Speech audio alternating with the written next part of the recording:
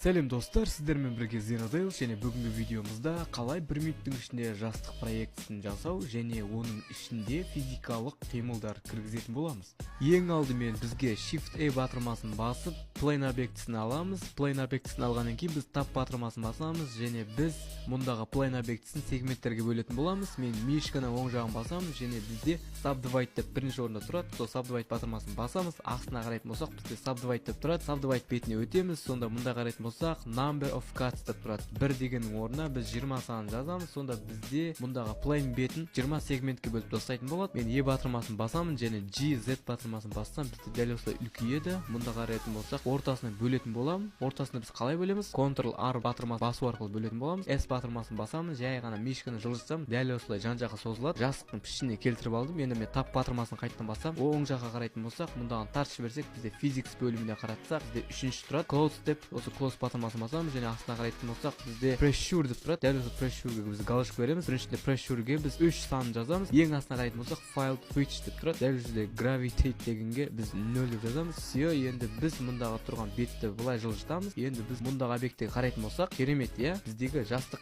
объекті мен оның анимациясы дайын. Видеоны лайк басып, арнаға жазылып кетейік достар, сіздермен бірге Zenodeils.